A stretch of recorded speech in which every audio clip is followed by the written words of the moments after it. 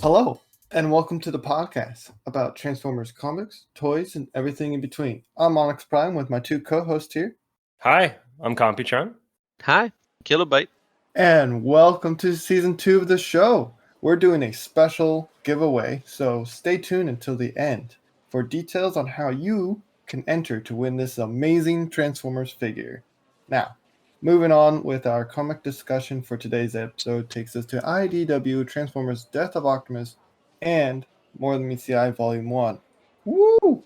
And as always, spoiler warning. So if you haven't read it already, we highly recommend you go back, read the comics, then listen to the podcast. Now, onwards. You all know the drill. This is the first time Kilobyte is reading the series, and we are excited to hear his thoughts. But before we can do that, let's hear some facts and trivias from our bud, our pal, our friend, Computron. Do you mind? All right, so for some facts, for Death of Optimus Prime, that is, this year that it was released was 2012, December 21st. And the writer was our personal favorite, James Roberts and John Barber. The artists were Nick Roche, and the colors were by Josh Burkham. So, trivia. An editorial note from Annie Schmidt quoted that in the TPB states that the original title of the issue was to be a schism, which was likely changed due to 2011's X-Men storyline of the same name. Okay, second one was as many of the Decepticons are in new forms, some of which, Starscream and Soundwave, are based on War for Cybertron versions of the character. While this sort of thing was, commonplace under the previous ongoing series, IDW had said that it wouldn't happen going forward. Indeed, the Autobots are still in their Earth forms and only switch to Cybertronian forms later. It's especially odd considering the Decepticons have apparently been in prison since the end of Chaos. Bum, bum, bum. Jumping into More Than Meets the Eye, because it's kind of like a split series here. So More Than Meets the Eye Volume 1 facts. So the number of comics there are 3 issues in this volume, if you include Death of Optimus Prime, but yeah, whatever. Interesting comic. First issue was released January 11th, 2012, and the third issue was released March 14th, 2012. Writer, like I said, personal favorite, James Roberts. And the artist was Nick Roche and Alex Milne. And the colors by Josh Burkham. So, trivia. In issue 1, Roberts claims that the hardest part about writing issue 1 was spelling the transformation sound phonetically. The, ch sound is used when the nail was suffering from rigor mortis. And I said that right, and we'll talk about that later. In issue 2, the last page included a summary of the crew members already introduced with short introductions beneath them. There includes factoids such as Swerve's weapon of choice is his mouth, Whirl was twice voted Autobots most likely to defect, and Ultra Magnus was once smiled and had regretted it ever since. The legislators keep saying 1984. This would be significant in the Skids arc and has a different meaning to what you think it does, or to what you think it means. All right, so Mr. Kilobyte, would you mind giving us a short summary of these comics? Will do. First off, Death of Optimus Prime. A confused and disoriented Optimus Prime awakens on what seems to be Cybertron, though the planet is now convulsing with primordial energy and is missing some of its characteristic features. And next up is More Than Meets the Eye. Following Optimus Prime's departure from Cybertron, Rodimus publicly announces his intent to do likewise aboard the Lost Light, following the map found within the Matrix in hopes of locating the Knights of Cybertron. Where will this journey take us? Oh, I can tell you. And as always, this information has been taken from the wiki. Fantastic. So that, both of you, thank you. That was a mouthful. Yeah.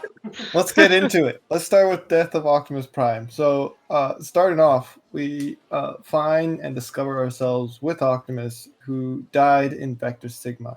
But like always, he didn't actually die. Or did he? But he wakes up elsewhere. And he's been missing, and we discover about 3 weeks. Kilobyte, what do you think? What's happening here? When I was reading it, I thought we were gonna be either in the Dead Universe, or it was gonna be kind of Optimus going to different psyches, and then eventually like waking up. So it would be all in his head and waking up. So Gotcha. Yeah, that would be an interesting perspective, though, right? yeah, he does mention that he's in Cybertron, but still, I thought he was going to be like the Dead Universe, or Cybertron was there just because he knew about it, and it was all kind of in his head, and so he was like filling gaps, I think, while he was lost somewhere else in the universe. Yeah, the first time I read this, I thought we were in the future on Golem Prime. Mm, I don't know why, but that's where I was, because that's where we were last left off, right? In yeah. season 1 of Phase 1. Computron, what's your thoughts of Primordial Cybertron? Yeah, looks familiar, but I don't know. Like it looked interesting to begin with to see like Cybertron kind of submit with life, and at that point where he didn't know if he was like in the past or the future, and that he was talking about how like one of the moons were missing. I'm like, oh, so he went into the past, and then he just suddenly walks into town and is just like, nope, he's just 3 weeks in the future. I'm like, Yeah, okay, man, okay. Like, right. uh, And like his first interaction kind of throws you off because someone says like it's been millions of years or something, and then like someone else is like it's only been 3 weeks. Yeah. Like what And was going on? yeah, and in that first interaction, they call him Orion. Yeah, So I was like, what? But then it kind of makes sense because uh, the person he meets is a refugee. He left Cybertron millions of years ago because of the war. So he probably knew Optimus by Orion at that time before he became Optimus. let's talk about that a little bit more. So old Cybertronians are returning back to Cybertron. Uh, what's your thoughts on that, Kilobyte and Computron? you mean nails? Yes. What's a nail, Computron? A non-combat affiliated indigenous life form. Yeah, I think you added combat, but yes. I say combat because these guys literally did not participate in combat. No, they lack in that area. I call them the Kales. All right, Kilobyte, and you? I like it. I like seeing the new forms, especially the old Cybertronian forms. So I thought that Yeah, was pretty cool, and I feel like it's something they've never visited on, like on the shows and the cartoons and stuff like that. So I'm interested to see more of this faction that was neutral all these years and now are wanting Cybertron back, yeah, and kind of like getting rid of all the old guard, to say, right? To yeah. And one of the major players in this faction, not really a faction, is Metal Hawk, who when I was first reading this, like I kind of like was on his side all of the time, and he stands out, and he'll make a reappearance here and there. What's your thoughts on Metal Hawk? He's annoying. He's oh come on, he's a negative. I don't want to say negative Nancy, but like he was just the most negative guy. He was taking advantage of everybody's flaws. I'm like, dude, chill out, man. He's a politician, so that Yeah, makes sense. that's exactly it. I found it interesting that he had the same colors as Atlas and the Yeah, Circle of Light. So I was yeah, like, maybe he was part of them, and then he just branched off, or they even kicked him out. Maybe he was too annoying. yeah. He's a little more yellow, right? But Yeah, yes, I can see that. He's like the same palette of color, right? yeah. So moving forward, B has done some interesting things since taking over Cybertron. Taking over, it's not really appropriate. Leading Cybertron. He's imprisoned all of the Decepticons within the gun barrels of the fallen space station of Kimia. Rough. That's all I can Hey, say. gotta put them in their place, man. Oh my goodness, Computron. I bet it's a mess in there, dude. I don't know. Like it gave me a vibe that they were probably fighting. It's like an arena, and they're all just fighting each other because they have nothing else to do. Yeah, It was kind of like the old school, like in Megatron Origins, where like that's where they were. They were in the underground, yeah. and now they're like, oh, back to the old drawing board. Here we go. Yeah, that kind of sucks for the Decepticons. Like they've fought 4 million years only to end up in the same place. I do like that Cyclonus is in there with him, with them. He's like, I don't belong here. I'm not one of them. Let me out. Right? Oh, poor Cyclonus. So later, Perceptor discovers that the matrix of leadership is actually a map to the Knights of Cybertron. Dun dun dun. The plot thickens. What could this mean? I'm not spoiling anything, man. It's so hard to come up with theories because they do mention that the crystal, they thought it was a natural forming formation, and so it's synthetic now, and so that's why it has the roadmap. It has some words on the inside as well.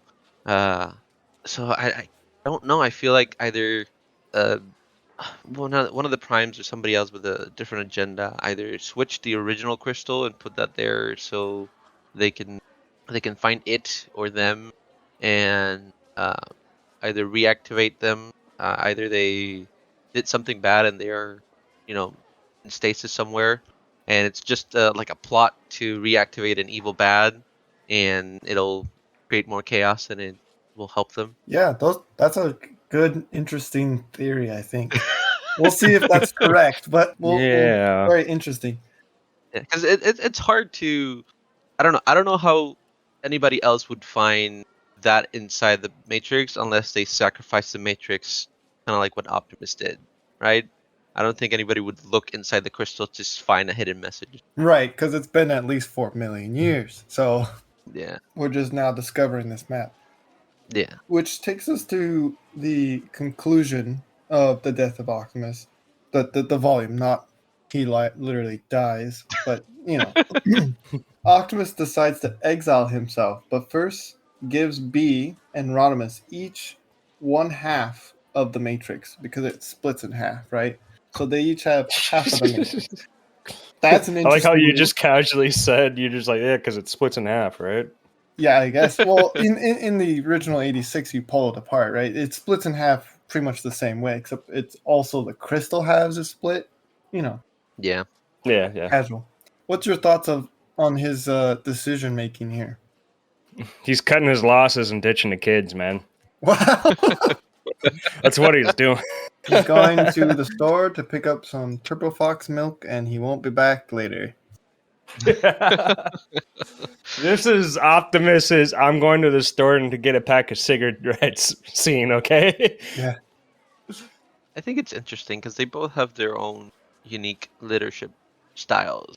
B is more to the book, and Rodimus is more of what he wants to do, what he feels like he should do. Yeah, it definitely feels like the youngest versus the oldest child. Yeah. So we'll see where this co-op leadership takes them. Yeah, which ends up being splits us into 2 different volumes. We'll follow Rodimus in the More Than Meets the Eye volume, and we'll follow Bumblebee in the Robots in Disguise. Speaking of which, shall we move to More Than Meets the Eye volume 1? We shall. Yes. So this is great. I love this entire volume here, guys. We open up with Rodimus on Cybertron giving a speech to recruit a crew and explore the universe to find the Knights of Cybertron. And Prowl does the numbers and decides that the launch event won't be a big deal. We'll see about that, though. Prowl has some other plans, which he can't do without who, Kilo? He can't do it without the dual bots. The Duobot, but who else in particular he meets with? Chrome Dome. Yeah. Really? I don't remember him talking to Chrome Dome. Oh my god. Yeah, he talks to Chrome Dome, and Rewind is there, and there's a whole big scene of how he can't do something without Chrome Dome, but Chrome Dome decides like, no, I'm leaving, and Yes. it's really funny Yes. because like he's trying to come up with these secret plans, and he noticed that like Rewind is recording the whole conversation. Yes. I remember now. I kind of also want to bring up in that conversation because this is going to be a little foreshadow. Mm-hmm. You notice how he's like your little friend, Rewind is your best friend, and I'm like, yeah, sure, they're real best buddies. They're just best friends. They're just friends. I thought you were talking more towards the end. Oh, No, we're not there no, yet. Now, I'm now trying I to go in understand order. where we are. Yeah. Okay. Oh, you're getting ahead Ahead of us Yeah, here. yeah. It just kind of throws me off because there's two plots with Prowl where he recruits people to do what he wants to do. So Just to, yes. Which leads to a schism, and Prowl throws a fit. That poor table. Mark down one for table, and may that table rest in peace. Anyway, pieces. let's talk about some of the crew members of the Lost Light who decide or inevitably joins. Tailgate, our poor sweet boy. Thoughts on Tailgate? I I like Tailgate. Charming, cute. The only thing I find it weird is that he's been in a cave for 6 million years and he didn't figure out what was going outside. Well, he's passing out, right? Yes, he is going in and out and everything, but like I would assume the war would have created bombs or explosions in the area he is, uh, would allow him to figure out there's a war going out outside. Yeah, I'm surprised the swarm didn't get him either. Yeah, it's like that's the only thing that kind of threw me off. He's like been trapped here for 6 million years, and he hasn't. Nobody has ever found him, and the war didn't even come close to where he is in the cave. Kind of makes it more tragic because no one even noticed he was gone. Can I That's throw in true. a cliffhanger? Yes. Well, he started underground, he ends underground. Okay, you're done. You're done. Which takes us to Computron's favorite now, which is Whirl. Whirl. First, Computron, you want to talk about it? And then, He's my favorite. Yeah. So first things first is like before we get to World, let's talk about the sweep, Cyclonus, right? yeah. So Cyclonus was out and about, and he runs into Whirl, and I'd like to call Whirl's meat locker. Oh, boy. And he comes in, and he's like, "What are you doing?" And Whirl is like immediately tackles him, and Cyclonus is like, "I'm not here to fight," and Whirl's just like, "Too bad, I'm here for a fight." And so they just, go at it and go at it and go at it. And lo and behold, we find Tailgate. Yeah. But Whirl, he's the best. He's like one of the best personalities you're gonna run into this series. He's my favorite. So He's absolute crazy. favorite. So much as a favorite that I try to make Zephyr like Whirl. Oh, that's who your character is based off. That makes so much sense now. Killa? I liked it. It was very unsettling. The first scene with all the sweeps on the walls, and he's like just talking to himself, getting ready to torch the place. I'm like, okay, this is gonna be a fun ride. Yeah, you gotta have your insane maniac on the crew. Which Yeah, takes me to my personal favorite, Brainstorm. I want to start off. That briefcase, it's going to be fantastic. It's good stuff, man. Yeah. yeah. We meet Red Alert when we meet Brainstorm, which threw me off because I'm used to the Armada Red Alert. Yeah, he definitely changes form between the last couple volumes since we've seen him, because he kind of had that same body that was built like Sideswipe and Sunstreaker, but now he's completely changed. Yeah, I'm excited. I kind of also, before we if we're going through the list here, did we talk about Ratchet yet? We have not, yet. but go So ahead. one thing I also wanted to talk about is that you see with Ratchet is that when he was talking to B, he was saying that his hands are, are not going too good, and like he's not able to save, like especially the nail that was stuck in, rigor morphus. I kind of also wanted to draw attention to that. You mind explain what rigor morphus is real quick? Sure. So rigor morphus is essentially when they keep transforming, or is essentially where they transform and lock up? Kind of like rigor mortis, right? For humans, where we lock up right after death. A little bit. It's right. It's a problem with your transformation cog that causes you to transform back and forth until you die. Yeah. Yeah. That's rigor mortis. I guess that would be the same thing as a human stroke, maybe? I don't know. I was I thinking don't want to get stroke too or much. seizure, Yeah, right? yeah, probably this. Yeah, I don't want to get too Yeah. much into this. But yeah, go on. You're talking about Ratchet? Yeah. So about Ratchet, we know that he's wanting to leave Cybertron because he knows he's starting to see that he's not able to be the best medic there is, even though which is kind of sad to Bumblebee because he's like the only medic there. But we're also seeing that Ratchet is having issues with his hands that I kind of want to point out now because it's going to be something we're going to see later. Is that Ratchet has hands issues? Yeah, that's a Chekhov's gun, right? Isn't there a scene where he picks up a hammer and he just hits his hand to Oh make yeah. it stop twitching? Run comic, run comic. No, that's this one. Is that this one? Yeah, Yeah. yeah. It Oh, seizes okay. up and he hits it with a hammer. So, moving on. Sorry, we then meet our namesake of the podcast, Swerve, our class clown of the franchise, if you will. I like Swerve. I don't know. Yeah. I don't know why, but Swerve gives me a vibe of like a gangster, like a mob boss. But he's like a Mm. friendly mob boss. It's like, hey, hey, kind of like hugging everybody, and like, I don't know. Uh, I always took Swerve as just like the class clown that was really good at mixing drinks. Yeah, yeah. Both are because we don't know too much about him so far, so I can understand Kilobyte's point of view. It's just like his personality and like his way he moves. It just kind of like super friendly to everybody. Just, I Yeah, don't know. Not necessarily absolutely. like he's bad mod boss, but he's kind of like just kind of like everybody's family. It's like, hey, welcome to my bar and stuff. So Yeah, Yeah. I could see that at first glance.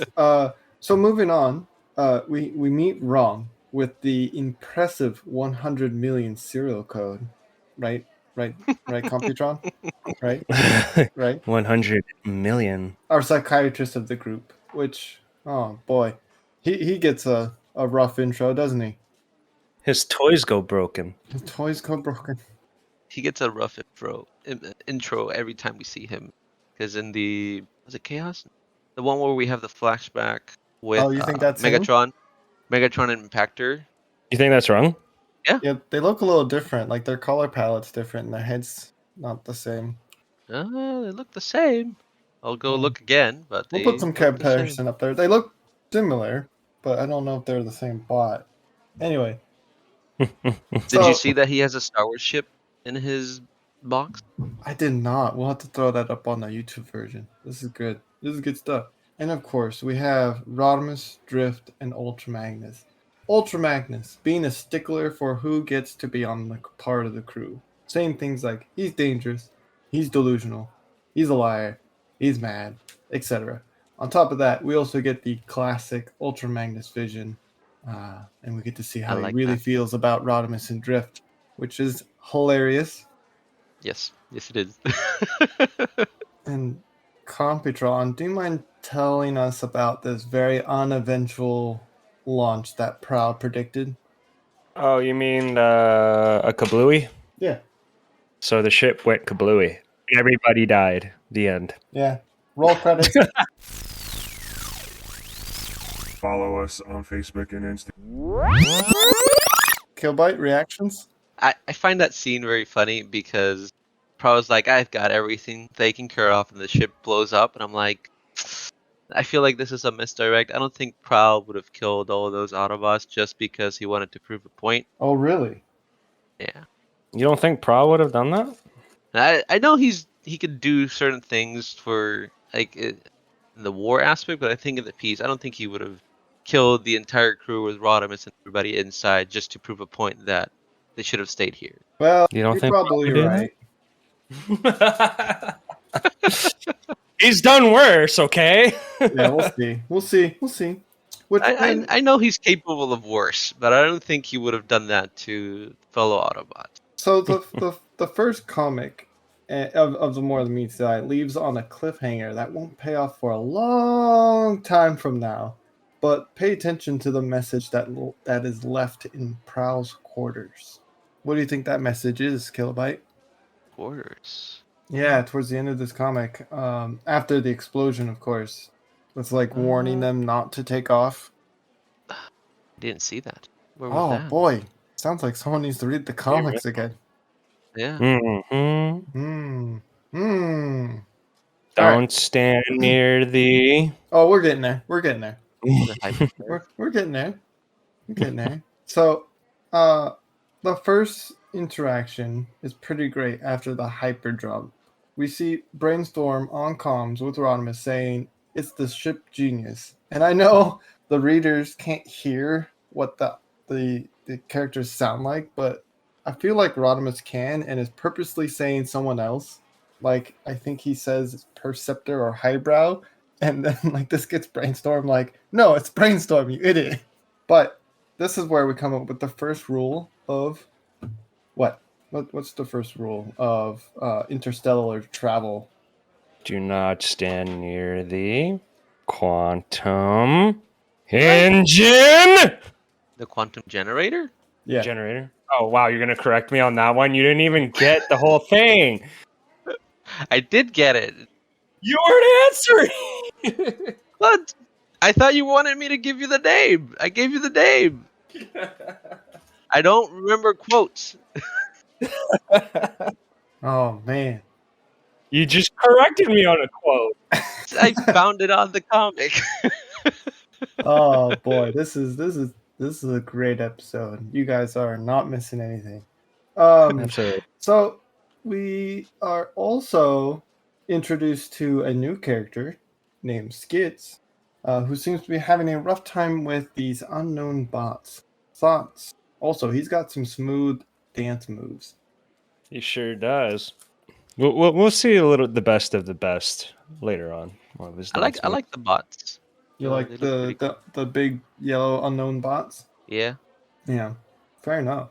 So we also get a scene because like the Lost Light has a mix of Autobots and Decepticons, and one of the ones that stand out is Cyclonus, right? He's joined the crew and should have Rodimus given Cyclonus a chance. What's your thoughts, Kilo? I think they're doing it's peace right now. The war is over. I think giving them a chance would it's kind of the same chance they gave Drift, so people can change. Especially when Cyclonus was under Galvatron's control and the Void's control. So Yeah. I think that was a good decision. I know he still has a chip implanted in, so if he does cross the line, he'll activate it. But I think it'll show change to everybody. I don't think he has a chip because the chip prevents you from transforming, and we've seen him in his alt mode already. Huh, I feel like there was an interaction between them where he says like I can still do something. Might be, I don't know. We'll post it up if it's there. But I think that'll bring change to all the the neutral, the nails. That there is change. There's still things that we could still do, and we can all be a united Cybertron again. And I think this is probably Computron's favorite part. What's your thoughts on Cyclonus's promise to Whirl relating to should have Rodimus given Cyclonus a chance? So I'm going to put this out as it's already put out there, but I'm going to put this out there as a foreshadow. Cyclonus promises to not kill Whirl yet, but he will. Bum bum bum. What do you think, Mr. Kilobyte? I think it'll be a fun fight. If they do fight. Oh, it will be a fun fight for sure. Oh, it's gonna be one for the books. I want to see what Whirl is gonna come up with, because I feel like Whirl is like the Deadpool of the. He'll come up with wacky things. He totally is. He's the Deadpool of the group, so he's gonna come up with wacky things, wacky tactics to try to defeat Cyclonus. Yeah. So another thing I want to point out, which is one of my favorite interactions, is I enjoy seeing Swerve and Skids talk, while in the background we see Tailgate is slowly transforming to his alt mode because he's like just recently been repaired. He's really, really old, so a lot of his transformation bits are a bit slow, and you just like per panel he's just very slowly changing shape. Good stuff. And And it all happens because Swerve wants to see his alt mode. Yep, So yeah. it's like, hey, been show a it to me. I want to see it. he's a stickler for alt modes, which will pay off more later. But that's not all, folks. We discover we have an unwanted crew member on board, a Spark Eater. Not only that, but we also discover one of the duobots, broke the first rule of interstellar travel. They're no longer a duo. Yeah, they're more a Unobot. Solo. So, a single bot. But the plot thickens, and we discover Orr was in contact with Prowl. Thoughts, comments, concerns.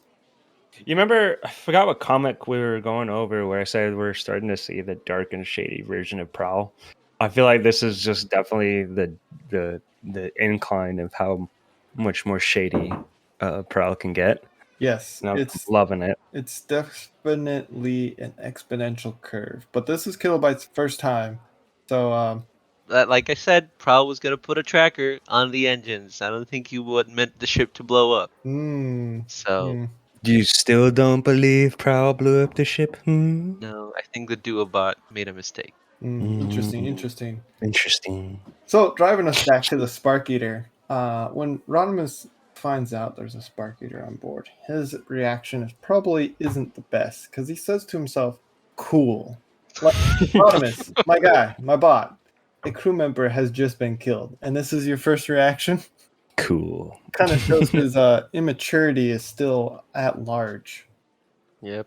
Rip the duobots. Yes. Poor duobots. So Ultra Magnus talks about a story on how he, because everyone's still talking about Spark Eater, and they're like, Spark Eaters aren't real. Ultra Magnus talks about a story on how he arrested a Decepticon who thought he was a Spark Eater, but his real name was Blip. Yeah, that was very funny. I like the names that he gave himself. He's like the Dark Assassin, the Devourer of Souls, and it's like, oh, my name is Blip. Blip. And I remind my name is Jeff. So we discover Chrome Dome's skills of Nemo surgery. That's pronounced without the M. The M is silent. I kind of also wanted to, sorry about the whole blip thing, Yeah. was I thought that was, when I was first reading it, I thought that was a reference to Monty Python. You know how, Yes. you know what I mean? It's like, Yes. they call me Tim. Like, you know what I mean? Yes. That's fantastic. That is exactly what my thoughts are too. That's perfect. Earth movies.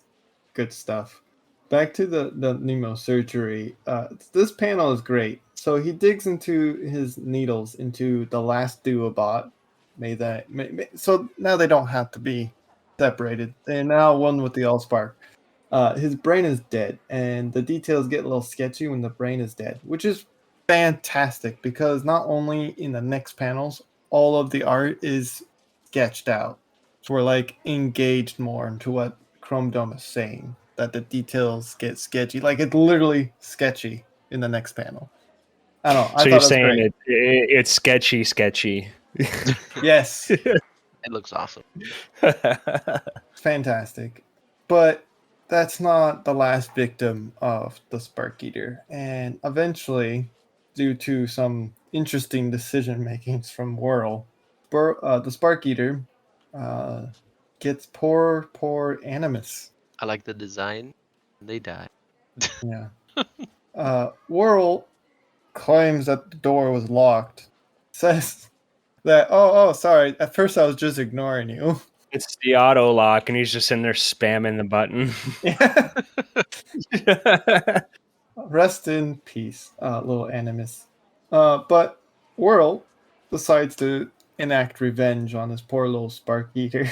And it's a good thing Trailbreaker steps in and stops this from happening. And why is that, Computron? Mr. Trailbreaker can do a bubble. Yes. He does the Halo bubble. He's a shield. He's a shield. And he does a shield around everybody and prevents the Spark Eater from getting too close. Well, he prevents the missile that Whirl launches at the Spark Eater. The soda missiles. Like we said, he's the Deadpool of the group. Yes. When asked or told that his missiles could explode half of the ship, Whirl does the classic Whirl response. Which half? It's like, dude, the half that you're on. Yep. Oh. I find it interesting the Spark Eater completely ignores Brainstorm in the elevator while it's in pursuit of Skids and Ron. I specifically enjoy Brainstorm screaming out, "I'm too smart to die." What's your thoughts on this, guys? It never really got explained, did it? Sort of. It'll get explained later. They say that he goes for the brightest spark. Yeah, the brightest So, spark. I don't know what Yeah. that actually means, but it looks like Rung is brighter than Brains. Yeah. At least the spark. And that's absolutely true. Which then, you know, we figure out how they deal with this the Spark Eater, and it's a classic epic with high risk move from Rodimus. Rule number 1. Rule number 1, which is Don't stand Don't. next to the quantum generator. never stand next to the quantum generator when it's about to break the laws of physics. Which Rodimus decides to grab the Spark Eater and stand next to the quantum engines as they hyper jump. Fantastic after using Rung as bait. He got a new pair of hands. Yes, he did, but that's not the most exciting bit of these comics, and that would be Tailgate. Our poor sweet boy decides to be a Decepticon. Boom! Comic ends. Last thoughts. Well, he decides because he asks Cyclonus what's happened 6 million years ago, and he gets explained like the factions and everything that's been going on, and he wants to be a Decepticon. They rose up from the bottom, fight against the hierarchy, the big bads. Convincing when you don't know the other side of the story. Yep. So, any last thoughts about this comics before we talk about Rod Stars? I don't like what they did to Drift, in the sense of the way he acts. Like he's acting like very kind of like Rodimus is my hero kind of thing, and he's agreeing with Rodimus all the time. I feel like he was a little bit more serious before, so I don't know why the shift, but I don't quite like it. He's gotten more zen for sure. Computron? Yeah, I'm really happy they swapped to Alex Milne. We all know Dude, he's that's my the favorite hero. artist, man. Come on. I'm really happy they swapped Alex Milne, even though I do like the artist before Alex Milne, because I believe he was the artist that did a lot of the Wrecker series. Nick Roach? Yeah, right. He did a lot of the Wreckers drawings, right? Yeah. Yeah. Yeah.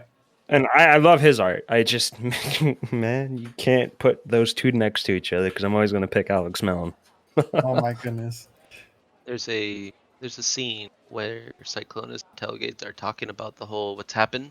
And there's an image with Megatron and a big sniper. I think that's Voss. Oh yeah, Oh, about that. maybe, I yeah. also have something written down right here. Is did you see the image of it was Grimlock holding the Autobot badge and Decepticon badge, and he was trying to make a decision. Yes. Oh yeah. It's Yes. good stuff. Yeah. My boy. And then there's like the time where Cyclonus was carrying Tailgate to his room. And he just plops him on the ground. So Yeah. he's like, you can just set me down here. Boom.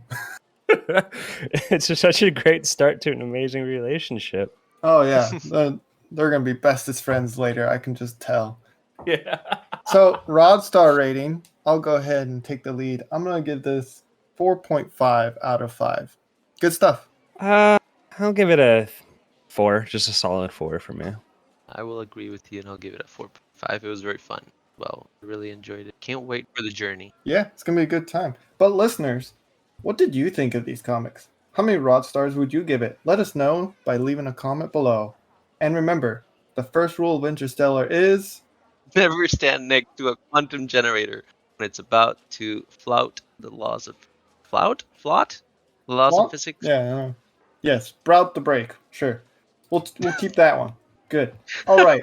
Let's talk about the current giveaway we are doing. In celebration of season 2 of the podcast, we will be doing a new giveaway. Kilobyte, do you mind telling the listeners on how they can enter and win this amazing Transformer figure that I am jealous of because I do not have one and I love it entirely?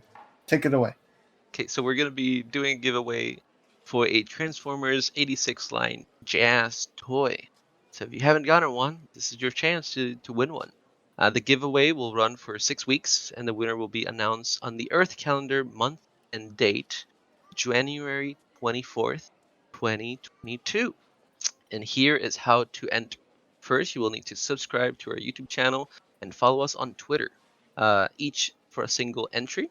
So that'll give you 2 points if you do both. And then you can earn bonus entries to win by leaving comment or retweeting this episode. And to everybody out there, good luck. Yeah, and of course, if you would like to give us a shout out or talk to us, you can send us an email at swervesbarpodcast@gmail.com. So, are you guys ready for Transformers Robots in Disguise Volume 1? Ready? Yes. All right, Computron, you mind taking us out? Yes. If you enjoyed this episode, considering sharing it with your friends and subscribing. We hope you all are staying safe out there. And thank you so much for listening. Till all are one. Till all are one. Till all are one. Follow us on Facebook and Instagram at Swerves Bar Podcast. You can also find us on Twitter at Swerves Bar. If you are interested in more content, try checking out the spin-off D&D Transform and Rollout Rise of the World Killers. Let's tune in for a preview now. I too live in a small town. I'm just a lonely girl living in a lonely world. Living in a lonely world. I took the midnight train going anywhere. Did you see streetlights? That is the intro. What about people? No, they're all Decepticons. Whoa. Rude. Whoa. That escalated quickly. Stereotypical. Oh, you're gonna have to edit that one out, man. This is one of the most entertaining D&D games I've been in a while. I'm just gonna say. Exhilarating. There is also a YouTube channel with bonus content. Link will be provided below. End transmission.